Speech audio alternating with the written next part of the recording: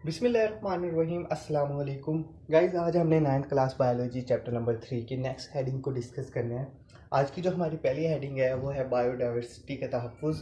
अब इस हेडिंग में से एग्ज़ाम इंपॉर्टेंस के लिए क्या इंपॉर्टेंट है हम उस बात को डिस्कस करेंगे। तो इस पैराग्राफ में से आपको सिर्फ दो डेफिनेशन करने की ज़रूरत है। तो इस पैराग्राफ में से जो इम्पोर्टेंट है वो ये है कि नापैद स्पीशीज़ और एंड नेचर स्पीशीज़ में फ़र्क वाज़ेह करें। तो सबसे पहले हम बात करते हैं नापैद स्पीशीज़ की। नापैद स्पीशीज़ कौन सी होती है या नापैद स्पीशीज़ से क्या मुराद है। तो ऐसी स्पीशीज़ जो किसी इकोसिस्टम में मौजूद ना हो, इस इकोसिस्टम में नापैद स्पीशीज़ कहलाती है। मतलब किसी इकोसिस्टम में एक स्पीशीज़ इस वक्त नापैद कहलाती है जब ये यकीन हो जाए कि इसका आखिरी जानदार भी इस इकोसिस्टम में मर चुका है। मतलब एक ऐसी स्पीशीज़ जिसका एक जानदार भी उस इकोसिस्टम में ज़िंदा ना हो, तो इस ऐसी स्पीशीज़ क्या कहलाती है, नापैद स्पीशीज़ कहलाती है। दूसरी स्पीशीज़ है एंड नेचर्ड स्पीशीज़। अब एंड नेचर्ड स्पीशीज़ से क्या मुराद है, जब किसी स्पीशीज़ के मुस्तकबिल यानी उसके मुस्तकबिल के अंदर उसका ख़तरा पैदा हो जाए, उसके नापैद होने का ख़तरा पैदा हो, तो ऐसी स्पीशीज़ क्या कहलाती है, एंड नेचर्ड स्पीशीज़ कहलाती है। यानी जो नापैद स्पीशीज़ थी उससे ये मुराद था कि उसका एक जानदार भी, यानी ऐसी स्पीशीज़ जिसका एक जानदार भी, आखिरी जानदार भी उसके इकोसिस्टम में मौजूद ना हो, वो भी मर चुका हो, तो ऐसी स्पीशीज़ क्या कहलाती है, नापैद स्पीशीज़ कहलाती है। जबकि एंड नेचर स्पीशीज़ से मुराद ऐसी स्पीशीज़ होती है जिसके मुस्तकबिल में उसकी नापैद होने का ख़तरा पैदा हो रहा हो, तो ऐसी स्पीशीज़ को क्या कहते हैं, एंड नेचर्ड स्पीशीज़ कहते हैं। तो यहाँ एंड नेचर्ड और नापैद स्पीशीज़ की मिसालें दी गई हैं, जिसमें शेर, टाइगर और ये सब, इसकी काला हिरन, ये सारी किसकी एग्जांपल्स दी गई हैं, एंड नेचर स्पीशीज़ और नापैद स्पीशीज़ की एग्जांपल दी गई हैं। तो इस पैराग्राफ से सिर्फ दो डेफिनेशन इंपॉर्टेंट है। सबसे पहली है एंड नेचर स्पीशीज़ की और दूसरी है नापैद स्पीशीज़ की। तो इन दोनों के दरमियान डिफरेंशिएट भी आ सकता है और इन दोनों की अलग अलग तारीफ भी पूछी जा सकती है। इसके बाद जो आज की हमारी सेकंड हेडिंग है वो है बायोडाइवर्सिटी पर इंसान का असर। अब इस हेडिंग के जो पहला पैराग्राफ है वो एमसीक्यूज़ के लिए इम्पोर्टेंट है। अब यहाँ से कैसे एमसीक्यूज़ बन सकता है, तो इस पैराग्राफ की जो पहली लाइन है, जो स्टेटमेंट उस पर दी गई है कि 10,000 साल पहले तक ज़मीन पर तकरीबन 50 लाख यानी 5 मिलियन इंसान थे। इसी तरह इस पैराग्राफ की जो लास्ट हेडिंग है उसकी स्टेटमेंट ये है कि आज ज़मीन पर तकरीबन 6 अरब 600 मिलियन लोग रहते हैं। तो इस स्टेटमेंट को का हमें पता होना चाहिए कि 10,000 साल पहले तक ज़मीन पर कितने इंसान रहते थे, 50 लाख यानी 5 मिलियन रहते थे, और आजकल कितने लोग रहते हैं यानी कितनी आबादी है आजकल, तो 6 अरब यानी 600 मिलियन की आबादी मौजूद है। तो ये दोनों स्टेटमेंट एमसीक्यूज़ बन सकती हैं। इसके अलावा जो इसी पैराग्राफ के साथ एक ब्लू बॉक्स है, उस पर एक स्टेटमेंट दी गई है कि हर रोज़ दुनिया की आबादी में 2,60,000 लोगों का इजाफा हो रहा है, और इसी स्टेटमेंट को उसने दूसरे अल्फाज में इस तरह लिखी हैं कि हर मिनट में 180 अफराद का इजाफा हो रहा है। तो इस बात का हमें पता होना चाहिए कि हर रोज़ दुनिया की आबादी में कितने हज़ार लोगों का इजाफा हो रहा है, 2,60,000 लोगों का इजाफा हो रहा है। या अगर वो दूसरे अल्फाज में ऐसे पूछ ले कि हर मिनट में कितने अफराद का इजाफा हो रहा है, तो 180 अफराद का इजाफा हो रहा है। तो इस हेडिंग की जो पहला पैराग्राफ है उससे हमने एमसीक्यूज़ के लिए याद करना है। ये यहाँ से जो 4 एमसीक्यूज़ बने हैं, तो ये 4 एमसीक्यूज़ आपको पता होने चाहिए। इसके बाद इस हेडिंग की नेक्स्ट जो पेज पर एक शॉर्ट क्वेश्चन लिखा गया वो आप लोगों को पता होना चाहिए, जो कि एक इम्पोर्टेंट शॉर्ट क्वेश्चन है कि स्पीशीज़ के मादूम होने की कोई 4 वजूहात बयान करें या स्पीशीज़ के मादूम होने की वजूहात लिखें। तो सबसे पहली जो वजह है वो ये है कि मस्कन की तबाही, दूसरी जंगलात की कटाई, फिर ज़्यादा शिकार, स्पीशीज़ का मुतादिफ करवाया जाना या निकाला जाना, इसके अलावा पोल्यूशन, आबो हवा में तब्दीली स्पीशीज़ के मादूम होने की बड़ी वजूहात हैं। तो ये शॉर्ट क्वेश्चन पूछा जा सकता है कि स्पीशीज़ के मादूम होने की कोई 4 वजूहात लिखें, या स्पीशीज़ मादूम कैसे होती है कोई 4 वजूहात लिखें, या किसी भी अंदाज से यहाँ से शॉर्ट क्वेश्चन पूछा जा सकता है स्पीशीज़ के मादूम होने की वजूहात के बारे में। तो आपको इस 5 पॉइंट्स ये 6 जो इसके पार्ट्स बन रहे हैं, तो आपको वो लिखने होंगे।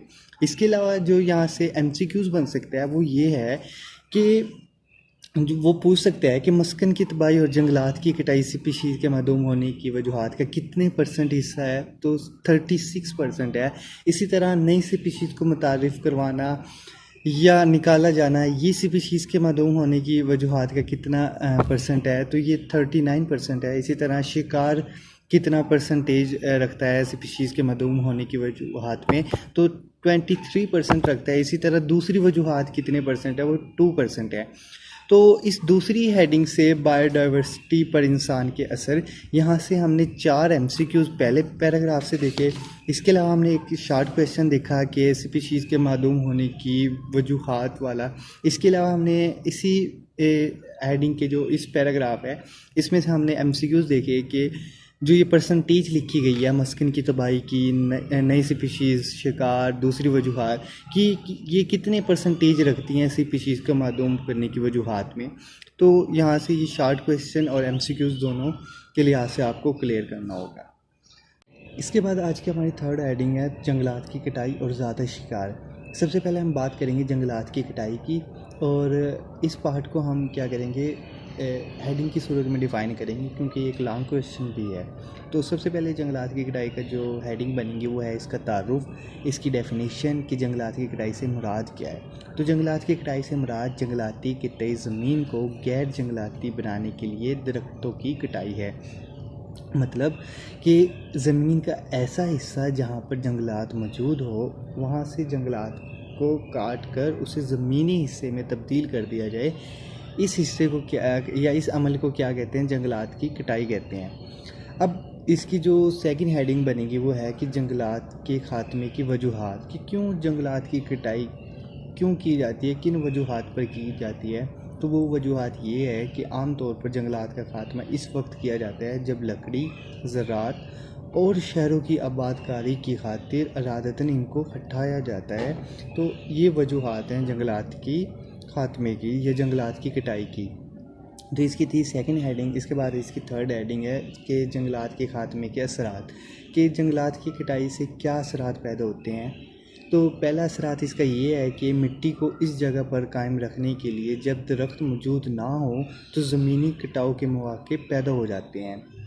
दूसरा इसका असरात ये है कि ज़्यादा बारिश मिट्टी को दरियाओं में बहा ले जाती है।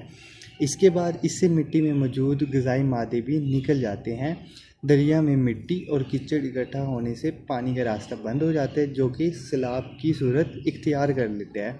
यानी जब ज़्यादा बारिश होगी और जंगल नहीं होंगे तो मिट्टी क्या होगी, दरियाओं में चली जाएगी। उसके बाद दरिया में जाके क्या करेगी, इससे ग़िज़ाई मादे भी निकल जाएंगे और ये कीचड़ की सूरत इख्तियार कर लेगी और पानी का रास्ता बंद करके सैलाब की सूरत इख्तियार कर लेगी।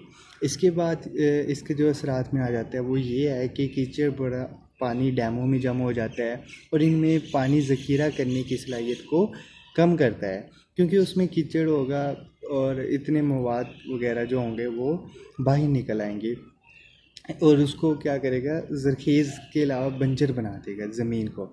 इसके अलावा जो इसके असरात में आता है वो ये है कि जंगलात के ख़ात्मे से ट्रांसपायरेशन का अमल भी कम हो जाता है। ट्रांसपायरेशन के अमल के कम होने से क्या होता है कि बादल भी कम बनते हैं और बारिशें भी कम होती हैं। इसके अलावा जंगलात बायोडाइवर्सिटी को रहने का माहौल देते हैं।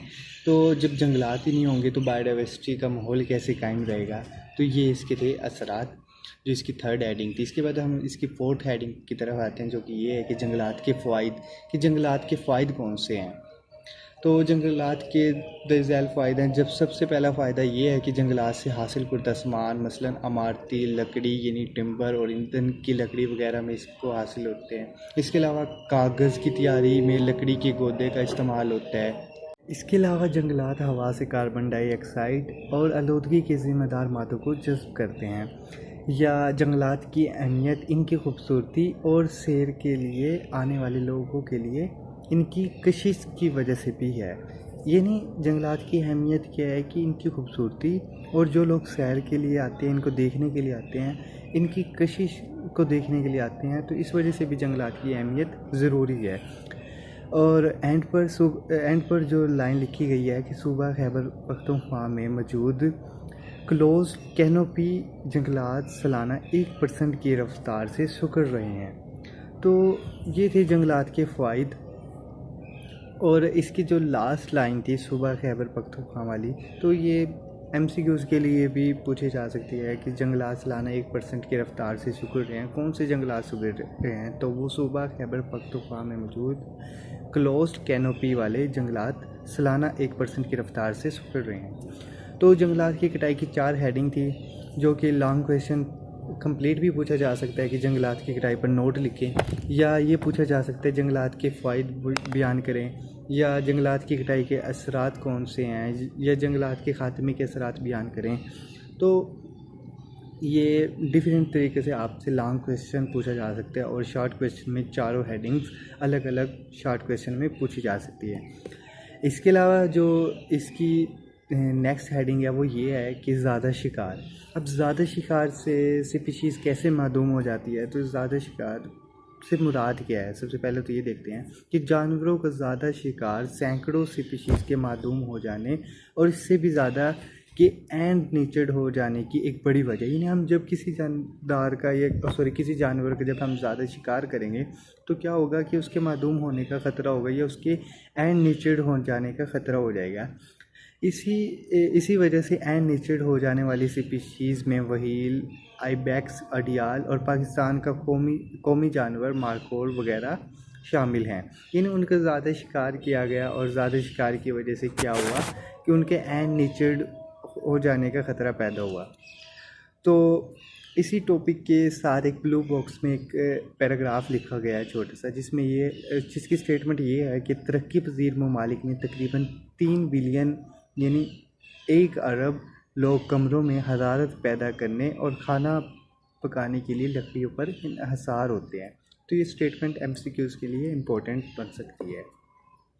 इसके अलावा आज की जो हमारी नेक्स्ट हेडिंग है वो है बायोडाइवर्सिटी के तहफ़्फ़ुज़ के लिए इक़दामात। अब इस हेडिंग से वैसे तो आप लोगों को कुछ भी तैयार करने की ज़रूरत नहीं है, मतलब इसमें कोई चीज़ इम्पोर्टेंट नहीं है, लेकिन इस टॉपिक के जो नेक्स्ट पैराग्राफ पर एक स्टेटमेंट दी गई है कि 2 तंजीमें बायोडाइवर्सिटी के तहफ़्फ़ुज़ के लिए पाकिस्तान की वजारत में काम कर रही हैं। तो वो कौन सी इन 2 तंजीमें, तो वो आपको पता होनी चाहिए। एक है international union for the conservation और दूसरी है of nature and natural resources. तो ये 2 तंजीमों के नाम आपको पता होना चाहिए कि ये 2 तंजीमें बायोडाइवर्सिटी के तहफ़्फ़ुज़ के लिए पाकिस्तान की वजारत माहौल के साथ मिलकर काम कर रही हैं। तो ये था आज का हमारा टॉपिक, जिसमें मैंने आपके साथ 4 हेडिंग्स को डिस्कस किया, और हर हेडिंग्स की एग्ज़ाम इंपॉर्टेंस भी बताई कि इन 4 हेडिंग में से कौन सा लॉन्ग क्वेश्चन है, कौन सा शॉर्ट क्वेश्चन है, और कौन सा MCQs के लिए ज़्यादा इम्पोर्टेंट है। तो आप इन 4 हेडिंग्स को एग्ज़ाम इंपॉर्टेंस जिस लिहाज से मैं आपको बताई है कि कौन सा शॉर्ट क्वेश्चन बनता है और कौन सा लॉन्ग क्वेश्चन या कौन सा MCQs बनते हैं, तो आपको उसी तरह इस टॉपिक को या इस लेक्चर को उसी तरह प्रिपेयर करें। तो आज के लिए इतना काफ़ी। इंशाल्लाह नेक्स्ट वीडियो में हम इस चैप्टर के लास्ट टॉपिक को डिस्कस करेंगे।